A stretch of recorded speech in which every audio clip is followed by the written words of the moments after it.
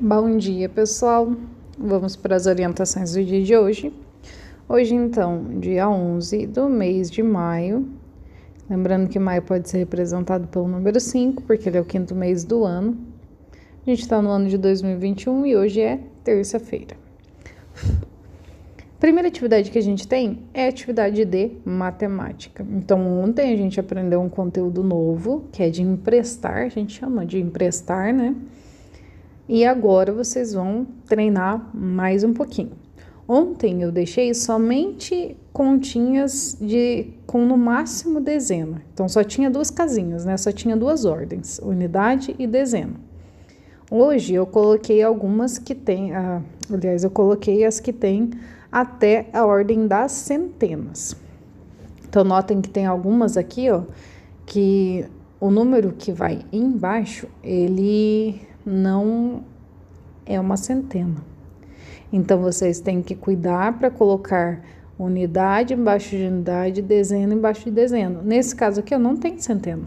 Então, não vai nada. Simplesmente não vai nada.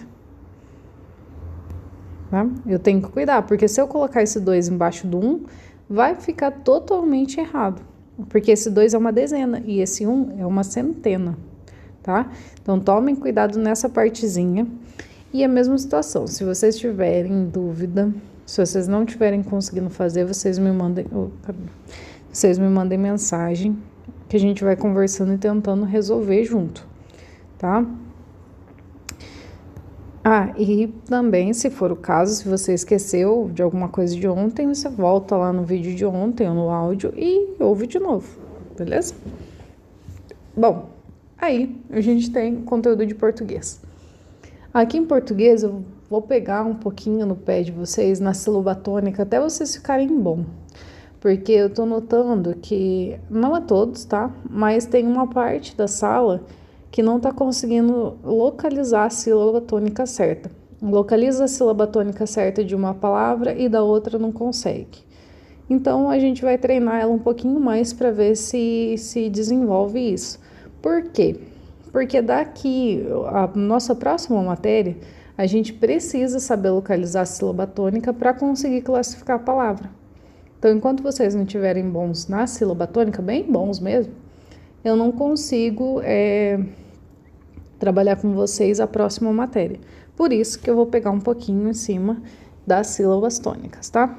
Então, aqui, vocês só vão copiar essas palavras e circular a sílaba tônica, tá? Circule de uma outra cor para ficar mais aparente na foto. Ou se vocês quiserem separar a sílaba e circular, daí vai ficar também mais aparente, para eu ter certeza do que vocês circularem, para eu conseguir mensurar se vocês estão conseguindo acertar ou não, certo? Bom, por último, atividade, a gente tem aqui geografia. Aqui em geografia a gente vai falar um pouquinho sobre recursos naturais e os cuidados, né, com a natureza. Para isso a gente vai ler a página 23 e 24 e responder as atividades da página 23. Deixa eu abrir a caneta. Aqui. Então, aqui a gente vai falar mais sobre a preservação do nosso meio ambiente. Então, na última aula a gente estudou sobre recursos naturais, né, que é a exploração para criar coisas, né, a gente pega alguma coisa que vem naturalmente da terra, transforma ela com as fábricas e cria produtos que a gente vai lá comprar. Depois que a gente usa esse produto, vai sobrar alguma coisa, uma embalagem, o que a gente chama de lixo. E daí que entra a parte de cuidado com o meio ambiente, porque aquilo ali se tornou uma coisa que não é orgânica. Então, se eu peguei lá um determinada coisa do ambiente, transformei ela no plástico, o plástico ele não é mais orgânico. Então, ele vai se decompor? Vai, mas vai demorar muito, muito tempo. Então, a gente precisa criar um outro tipo de coisa, um outro jeito de fazer aquilo ali se decompor ou reutilizar aquilo ali para não fazer mal para o meio ambiente. Porque jogar ele do jeito que ele está faz mal para o meio ambiente. Entenderam? E daí aqui a gente vai falar um pouquinho mais sobre reciclagem, que reciclagem é um dos tipos de coisa que a gente pode fazer para que esse lixo não fique jogado no meio ambiente, não contamine as coisas, né? Então vamos ler aqui em cima. 3 R's para proteger o meio ambiente.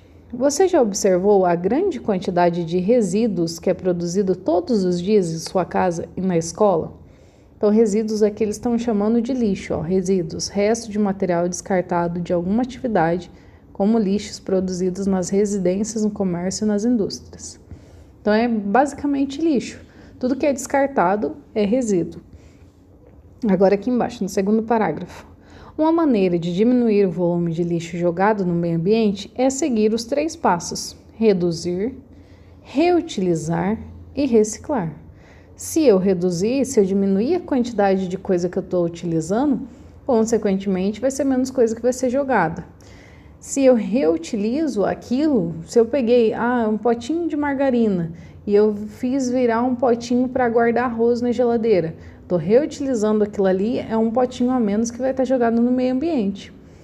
E reciclar é reutilizar aquilo. Então eu vou lá, derreto aquele plástico e faço uma outra coisa, um novo potinho de margarina que vai ser usado numa outra compra, né? Numa outra venda, no caso da empresa, né? Então ele vai produzir outro, claro, vai higienizar, vai derreter, vai fazer outro, vai colocar manteiga de novo e vender de novo. Ele está reutilizando o mesmo produto. Eu estou dando um exemplo, mas eu não sei se isso é feito, tá? É só um exemplo para vocês entenderem o que é reciclar. Então, vamos ler aqui embaixo, ó. Reduzir. Diminuir a quantidade de produtos e recursos naturais usados. Então, eu reduzo para beneficiar o meio ambiente. Aqui, reutilizar. Utilize novamente os produtos que já foram usados, né? Então, tem brinquedinhos que dá para fazer, dá para usar potinho como pote de flor, tem infinidade de coisas. Se vocês procurarem na internet, então, nossa senhora, tem muita coisa para reutilizar e fazer coisas bem, bem legais com material reciclável. Eu faço muito isso em sala. Se a gente voltar, provavelmente alguma hora a gente vai fazer alguma coisa de reciclável. E aqui, reciclar. O reciclar daqui é fabricar novos produtos com materiais já usados. Então, reutiliza aquele produto para fabricar um novo, né? Aqui embaixo. Para que os resíduos tenham destinação correta, eles precisam ser separados. Então, daí a importância de separar o lixo reciclável do lixo orgânico. O lixo orgânico é aquele que vai se decompor com maior facilidade, que não tem tanto prejuízo assim, ser jogado lá no lixão da vida. Já o reciclável, ele vai ser muito melhor se ele for usado para reciclagem, porque ele não vai ficar lá poluindo o meio ambiente. Segundo parágrafo aqui embaixo, nas residências é importante separar os resíduos secos, papel, plástico, vidro e metal, dos resíduos úmidos, que é resto de frutas, verduras e outros alimentos. Aqui eles deram outro nome para reciclável e orgânico. É a mesma coisa, tá? Então, secos e úmidos. O seco é o reciclável e o úmido é o orgânico. Quando não há coleta seletiva, os resíduos secos devem ser entregues aos catadores ou levados a um ponto de coleta. Nas escolas e em vários locais públicos costumam haver recipientes próprios para cada tipo de resíduo. Lá na escola, então, a gente tem as lixeirinhas lá, até uma de cada cor, são 4, para papel, vidro, metal e plástico.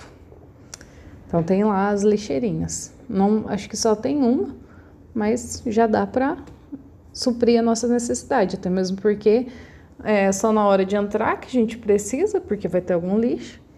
Talvez na hora de sair, ou na hora do lanche, por causa de algum lanche. Então, e na hora do lanche vocês saem separados, não tem muvuqueira. Então, uma só, pelo menos por enquanto, dá certo lá na escola. Na hora que precisar de mais, a gente arruma mais. Aí aqui a gente tem as perguntinhas. 3. A separação dos resíduos é importante para a preservação do meio ambiente.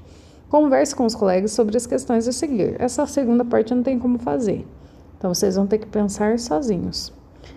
Na escola, onde você estuda, há separação de resíduos? E em sua casa? Em caso afirmativo, como é feito? Então, da escola eu já dei uma falada, né?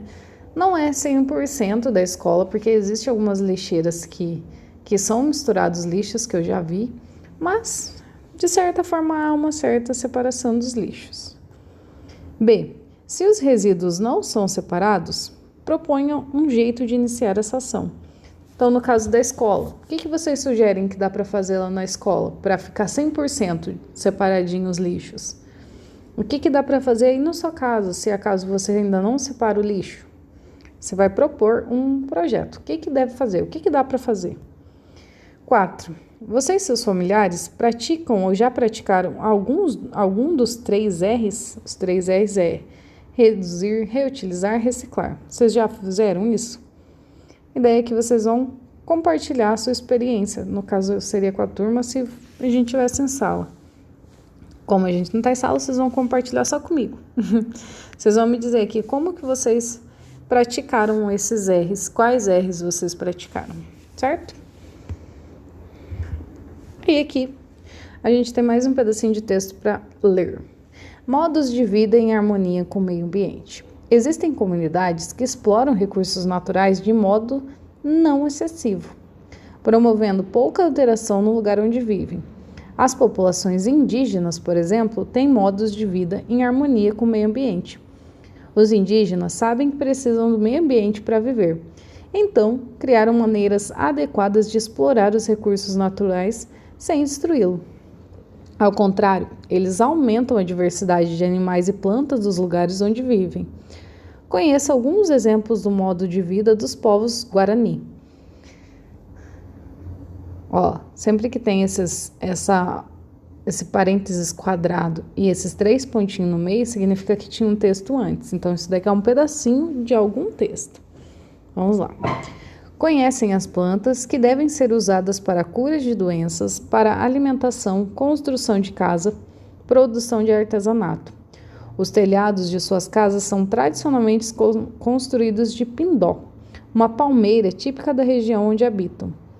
Para preservar as espécies que utilizam na alimentação, não caçam animais nos períodos de reprodução. Reprodução é quando estes têm filhotes. E fazem o plantio de algumas plantas consideradas importantes, como milho, amendoim, mandioca e batata doce. Além disso, durante a visita aos seus parentes, os guaranis aproveitam para trocar sementes e mudas a fim de impedir que várias espécies vegetais importantes na sua alimentação desapareçam, garantindo sua diversidade. Então, aqui está falando um pouquinho sobre um outro tipo de estilo de vida. Então, hoje, na cidade, a gente tem um estilo de vida que não é muito bom para o meio ambiente, porque a gente consome demais e a gente não devolve para a natureza que a gente consome. Ao contrário desses povos indígenas, eles colhem somente o necessário e eles devolvem plantando vários tipos de planta, né? Então, isso acaba que compensa. Então, por mais que a gente plante uma árvore ou várias árvores, é muito maior número de desmatamento do que de plantio. Então, para o povo da cidade, é mais complicado essa compensação. Então, não há essa equivalência entre as partes. Por isso que acaba sendo prejudicial para o meio ambiente, por isso que tem toda essa confusão que vocês ouvem falar aí sobre desmatamento, sobre não cuidar da natureza e as coisas ruins que isso pode acarretar para a humanidade. Já o povo indígena, já desde antes, entendia que isso era importante, então é cultural deles, eles plantam o que eles comem, eles consomem somente o que eles precisam, então eles não vão ficar colhendo milho mais do que eles precisam, eles consomem o que precisam, entenderam?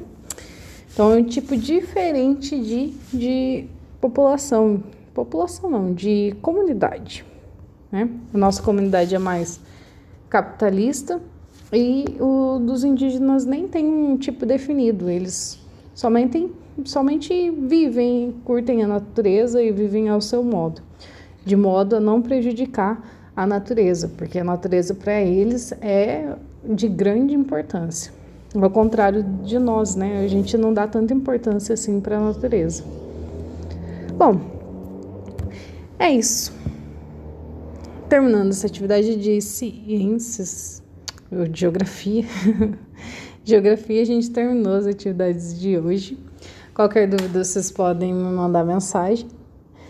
E é isso. Até!